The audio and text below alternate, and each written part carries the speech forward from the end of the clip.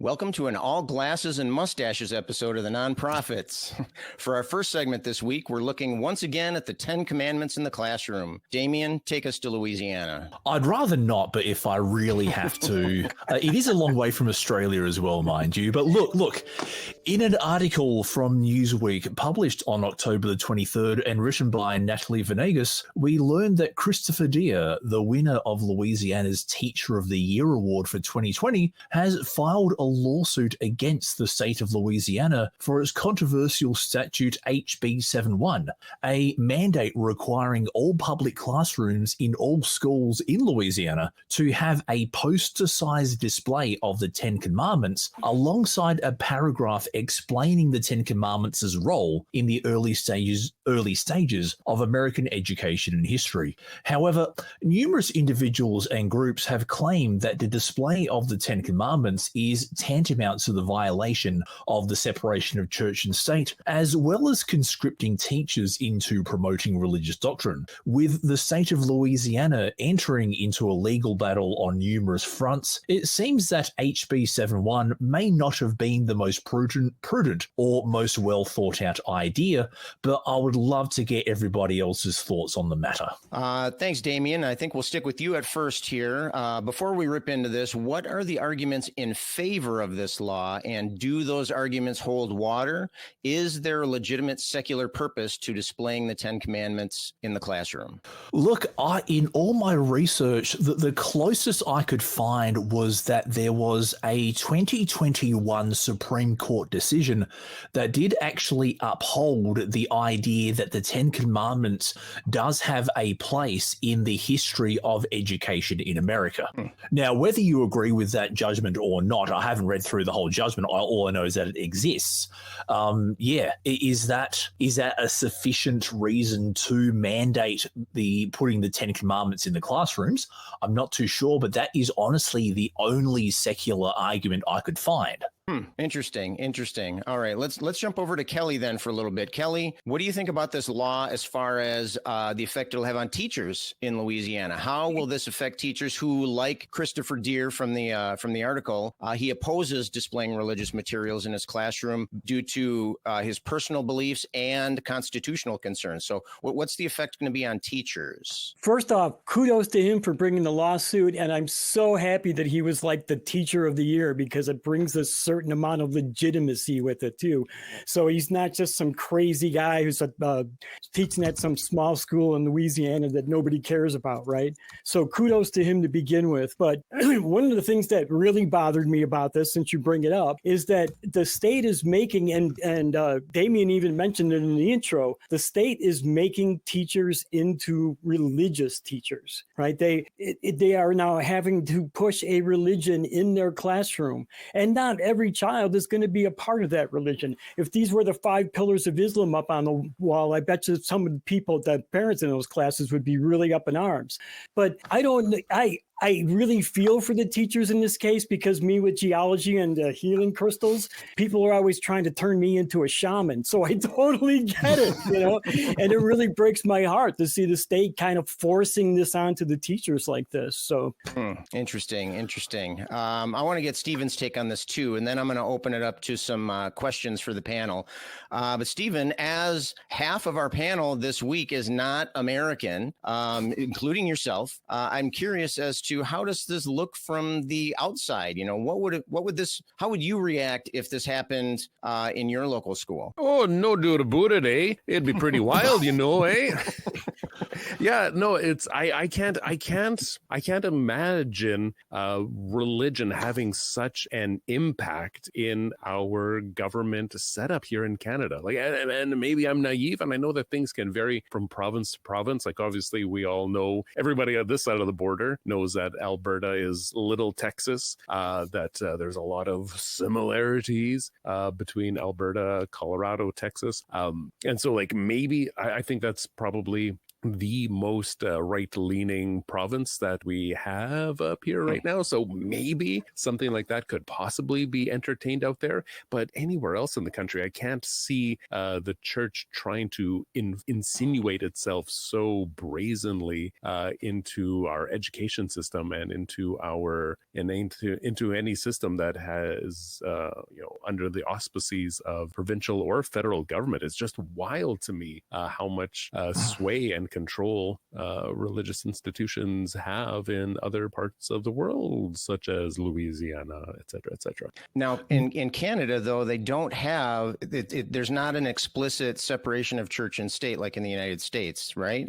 Am I correct with that? Or is there? Like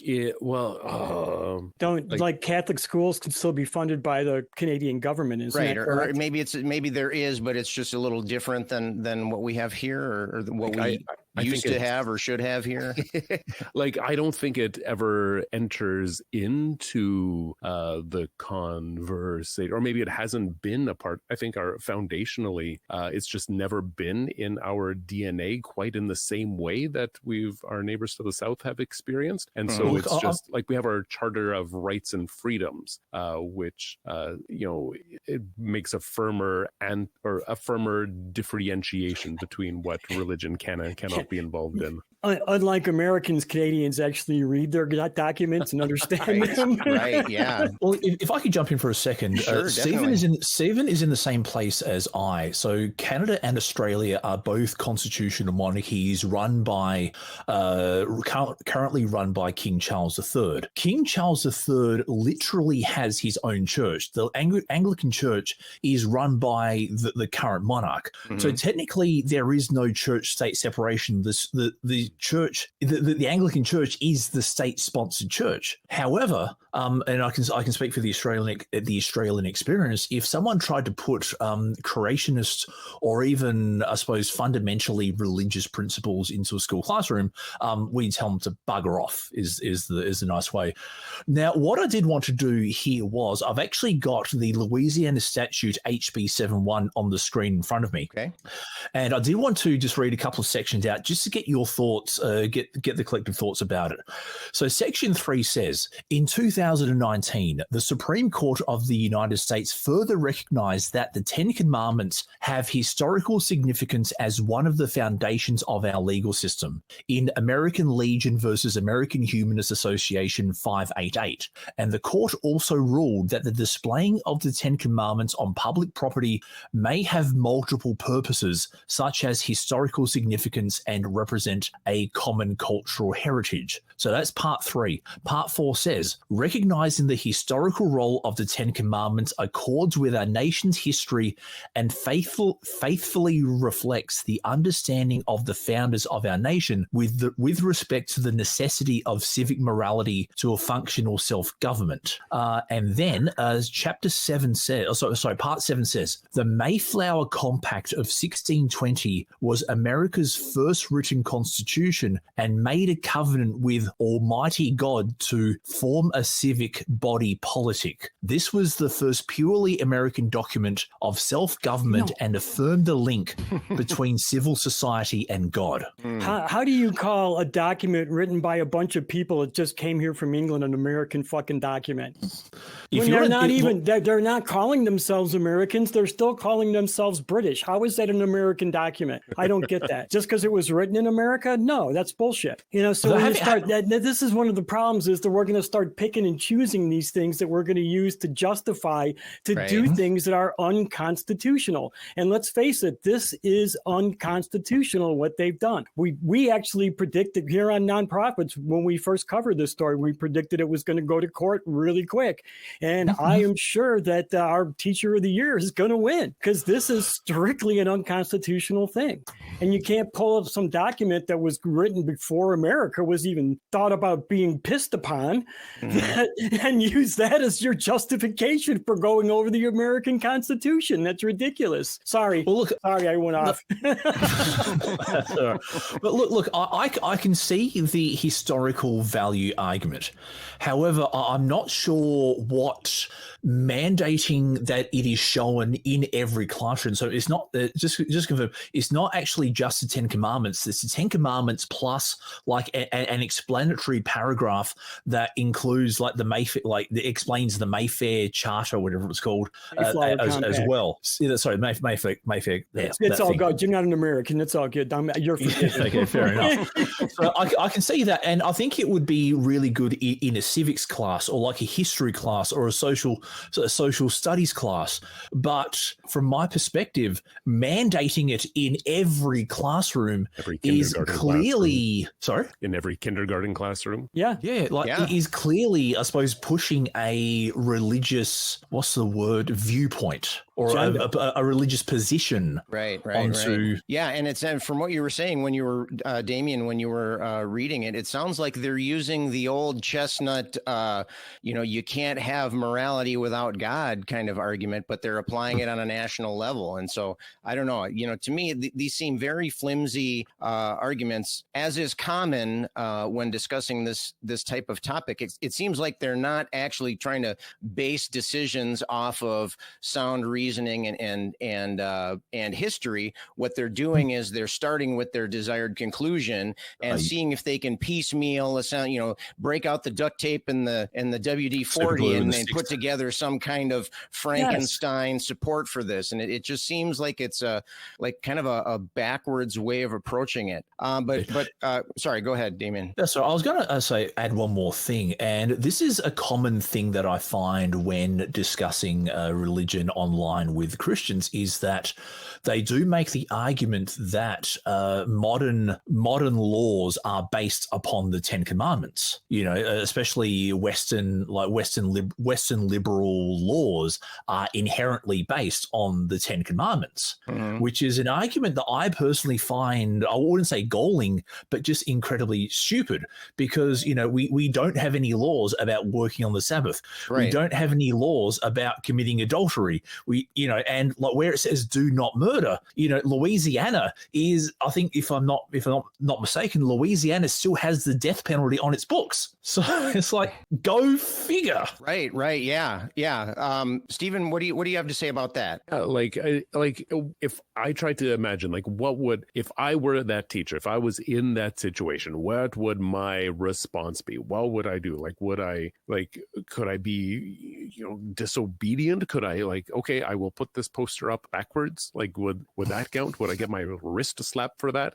Would I want to put up, okay, here's the 10 Commandments, and here's, the Hindu equivalent of whatever the 10 Commandments are, and here's the wise sayings of the Buddha, and we're going to put them all, and maybe we could just drown out this one, or at least add some global contextual context to what just the fact that there is more to morality than these 10 really weird things. The 10 Commandments are not that great of a list of documents, and the first 3 are all about how God is jealous, and if you don't love him completely, he will hurt you forever. And what is that doing in our schools these days? Is that the message we want to give our students?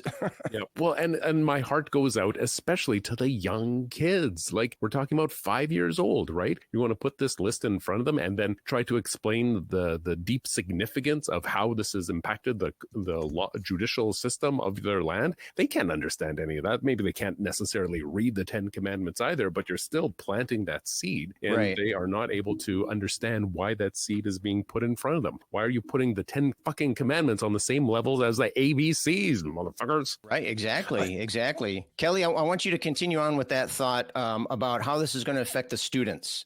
And so we've mentioned that this law will promote a single version of a single religion. How do you think this is going to affect students of other religions or of no religion? I think it's going to show them that their religion doesn't mean shit. Not here in this classroom. If I got 28 Christians in the room and 2 Muslims, I'm just shitting on those two Muslims. Like I was saying before, if we're going to put up the 10 Commandments, we also need to put up the 5 pillars followers of Islam. We need to put up, as Stephen was just saying, other things from Hinduism, from other religions. Maybe we should put up a creation, if we're going to get historical, let's put up the creation story of the Choctaw Indians, for crying out loud, because they were there before us. So as long as we're going back in time. So yeah, I think it's just kind of shitting on the students by and showing them that their religious viewpoints don't count at all. These are the ones that count. You have to follow this religion, these religious rules, and no other. And as it was pointed out too, I mean, most of them don't even have anything to do with the law. The first four are just religious in nature. The first four commandments. Yeah, the first four of the 10 commandments. Yeah. So if I can ask the question, sure. For the American part of the audience, is there a valid and legitimate historical background to the 10 Commandments in American culture? I've never heard about that particular approach until like in the last 15, 20 years or so. Okay. I don't remember as a kid ever hearing that, but as an adult, for example, like if you put a cross up on a gravestone or something, we know crosses are associated with Christianity, but there is also like a very long historical association with marking the spot of someone's death with a cross. So a cross isn't necessarily religious, but is there a valid historical purpose or meaning that can be tied to the 10 Commandments? Not that I can see. Yeah, I don't think so at all. In fact, I think there's the only historical references to this kind of thing are really just the opposite. I mean, it's the separation of church and state. It's that particular concept is foundational to the United States. You can see that in our foundational documents, and it specifically says that the United States began as people fleeing religious persecution, and so here we are. Basically, they say that you're bound to grow up to be your parents. I mean, is that what's happening here? Is that the United States are growing up to be their parents? Is that? Well, I would argue. I was just going to say that while we don't have that institutional connection or history, and I'm pretty good at American history, and I don't know anything like that, but there is a strong personal history, because you have to remember that America was founded by a bunch of freaking religious fanatics. So there is, we have, in that sense, yes, there is a historical connection, but it's a personal connection, not an institutional one. Mm-hmm. Yeah, and Kelly's actually kind of made my point for me, was that the people who left England, yes, they were suffering religious persecution. Mm-hmm. So they came to the land of the United States of America in order to enact their own version of religious persecution. Yes, totally. Yes, totally. So we've mentioned the Supreme Court, and Kelly mentioned the Supreme Court in the same breath as saying going against the Constitution.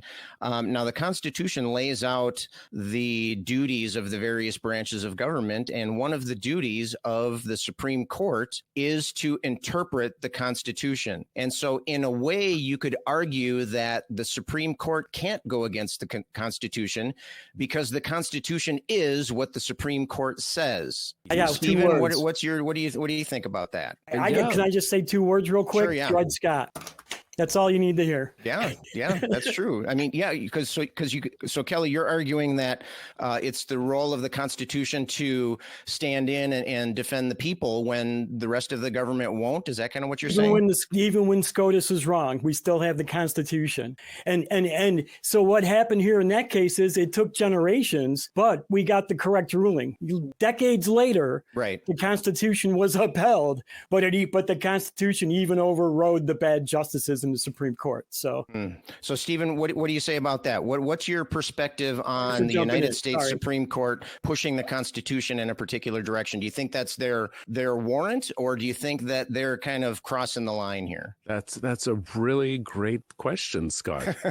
That's absolutely. I've learned a lot about your judicial system down there in the States over the past few years. A lot more than what I knew before, and probably I know now less than what I will know in the future.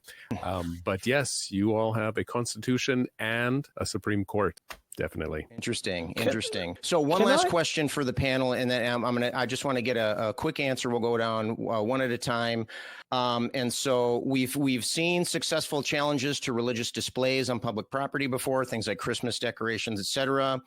Is this situation wanting to display religious materials in public schools? Is this different or the same to that kind of thing, or is it, and how so? So we'll start with Damien, and then we'll go to Kelly, and then to Stephen.